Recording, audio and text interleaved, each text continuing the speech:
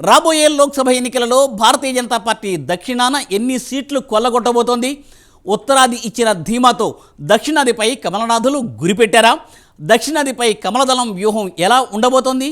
ఇటీవల తరచూ మోదీ దక్షిణాది పర్యటనలు ఎందుకు చేస్తున్నారు?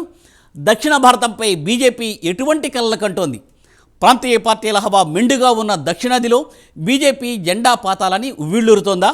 మరి ఇక్కడ ప్రాంతీయ పార్టీలు భారతీయ జనతా పార్టీ వ్యూహాన్ని ఎలా ఎదుర్కోబోతున్నాయి?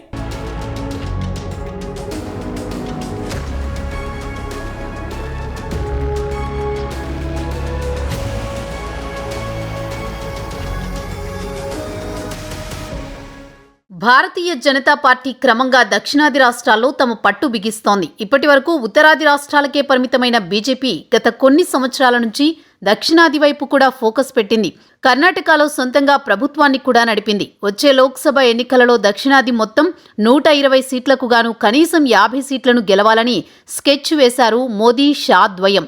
ఒకవేళ ఉత్తరాది రాష్ట్రాల్లో సీట్లు తగ్గినా ఆ నష్టాన్ని దక్షిణాదిలో పూడ్చుకోవాలనే ఆలోచనలో బీజేపీ అగ్రనాయకత్వం ఉంది.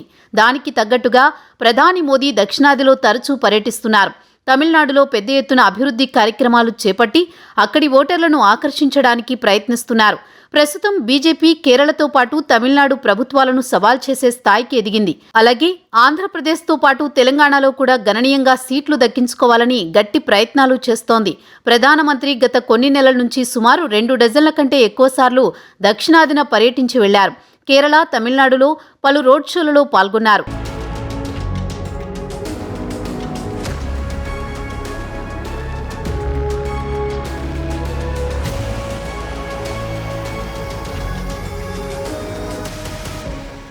ప్రధాని మోదీ దక్షిణాది సీరియస్గా దృష్టిలో పెట్టారు. ముఖ్యంగా తమిళనాడుతో పాటు తెలంగాణలో కూడా పెద్ద ఎత్తున సీట్లు సాధించాలనే పట్టుదలతో ఉన్నారు.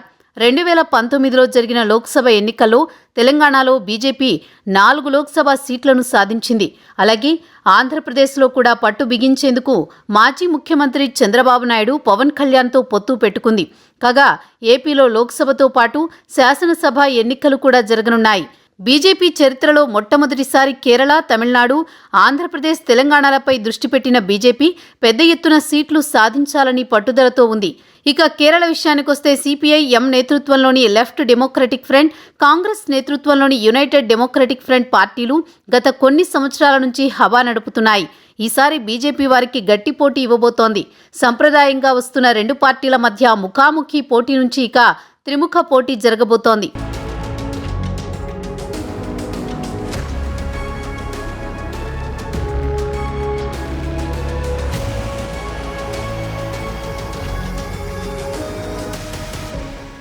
కేరళలో పాగా వేయడానికి బీజేపీ 2 కేంద్ర మంత్రులు రాజీవ్ చంద్రశేఖర్ను తిరువనంతపురం నుంచి వి మురళీధరన్ను అట్టింగల్ నుంచి బరిలో నిలిపింది. అంతేకాకుండా పలువురు కాంగ్రెస్ నాయకులు బీజేపీలో చేరారు. వారిలో కేరళ మాజీ ముఖ్యమంత్రి కె కరుణాకరన్ కుమార్తె పద్మజ వేణుగోపాల్, మాజీ రక్షణ మంత్రి ఏకే యాంటోనీ కుమారుడు అనిల్ యాంటోనీ కూడా బీజేపీ కండువా కప్పుకున్నారు. ఇక లోక్సభ ఎన్నికల నేపథ్యంలో చిన్నా చితకా పార్టీలు కేరళ జనప్రకాశం, సెక్యులర్ చీఫ్ పీసీ జార్జీ తన పార్టీని బీజేపీలో విలీనం చేశారు.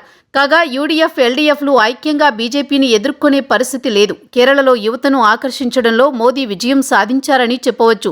ఇస్లామిక్ తీవ్రవాద గ్రూప్ పాపులర్ ఫ్రంట్ ఆఫ్ ఇండియాకు కౌంటర్ ఇవ్వాలంటే బీజేపీకే పట్టం కట్టాలనే ఆలోచనలో ఇక్కడ యువత ఉంది. ఇటీవల మోదీ కేరళలో పలు అభివృద్ధి పనులకు శ్రీకారం చుట్టారు. వాటిలో కాసర్గఢ్ తిరువనంతపురం 6 లేన్ల highway, Kochi metro, Cochin shipyard, Mahe Alappuzha bypass flyovers, smart city ప్రాజెక్ట్స్తో పాటు క్రిస్టియన్ కమ్యూనిటీకి కూడా దగ్గర కావడం బీజేపీకి బాగా కలిసి వచ్చే అంశాలే.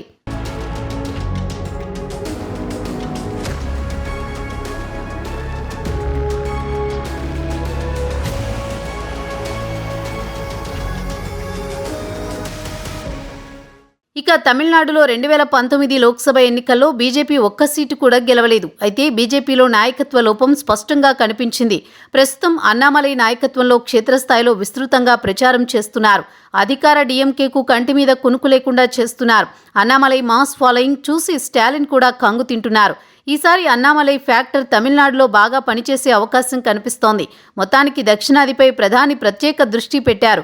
2019తో పోల్చుకుంటే ఈసారి బీజేపీకి సీట్లతో పాటు ఓట్ల శాతం కూడా గణనీయంగా పెరిగే అవకాశాలు స్పష్టంగా కనిపిస్తున్నాయని రాజకీయ పరిశీలకులు భావిస్తున్నారు.